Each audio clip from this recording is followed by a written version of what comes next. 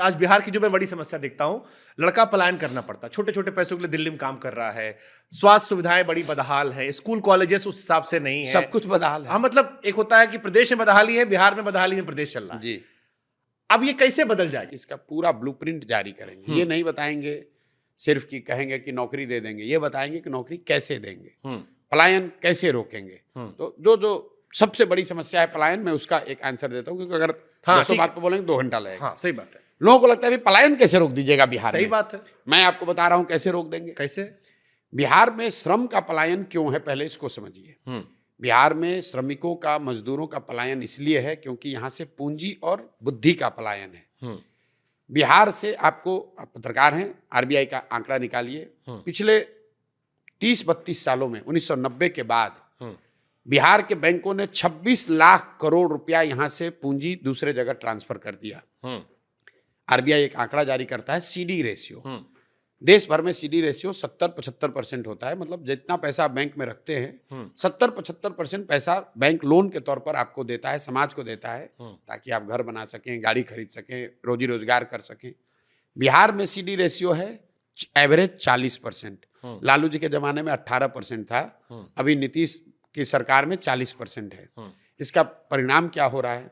पिछले वित्तीय वर्ष में बैंकों ने यहां से 2,60,000 करोड़ रुपया दूसरे राज्यों में ट्रांसफर किया है। ये पैसा जा कहां रहा है?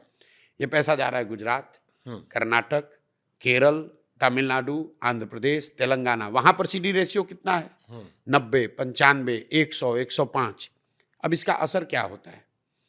मान लीजिए कि अगर आपको लोन न मिले तो आप गाड़ी खरीद पाएंगे?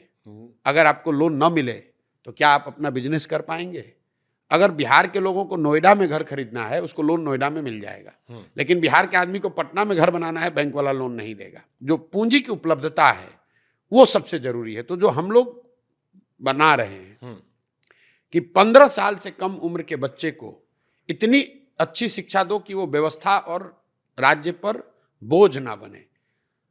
15 साल से 45-50 साल के लोगों को, जिनको फिर से पढ़ाया नहीं जा सकता है, उनको आप पूंजी उपलब्ध कराओ ताकि वो रोजी रोजगार कर सके। इसके लिए सर फंड आना होगा। नहीं, फंड तो आपको बता रहे हैं, कॉलेज के फंड बजट से नहीं आना है। अगर यहाँ के बैंक, हमको बाहर से पैसा नहीं चाहिए, जो आएगा वो बात का देखा है। बिहार की गरीब जनता ने पिछले फाइनेंशियल ईयर में 4,61,000 करोड़ रुपया बिहार के बैंकों में जमा किया, और उस अगर देश का औसत सीडी रेशियो आप देखेंगे तो बिहार में 2 लाख लोगों को 2,80,000 करोड़ रुपया लोन मिलना चाहिए था। लोन मिला 1,60,000 करोड़। तो हम लोग का तो 1,20,000 करोड़ ऐसे ही चला गया। बिहार का पूरा बजट है 2,40,000 करोड़।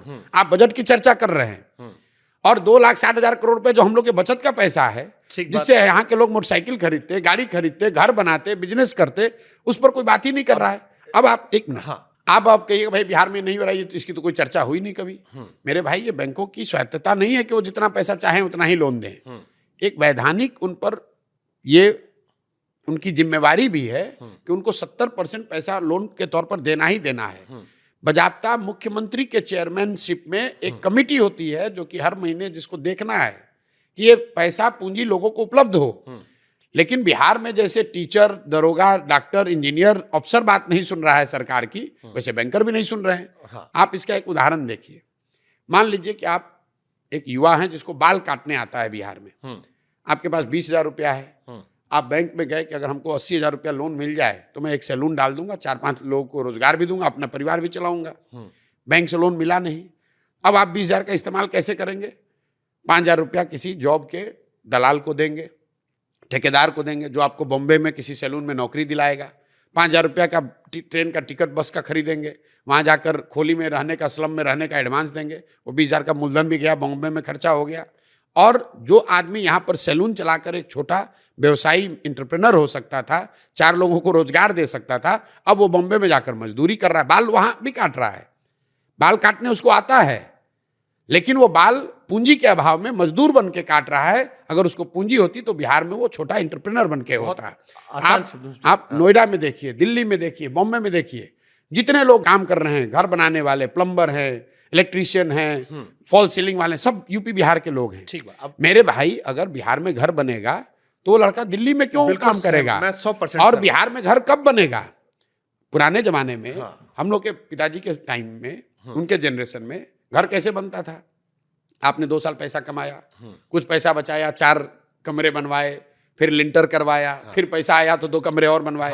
अब क्या है, आप जाते हैं बैंक में, आपको 50 लाख रुपया लोन मिलता है, आप घर पूरा बनाते हैं। दैट अगर उतने घर बन रहे हैं तो उतना ज़्यादा सीमेंट कंज्यूम हो रहा है, उतने ज़्यादा रोजगार के अवसर आ रहे हैं।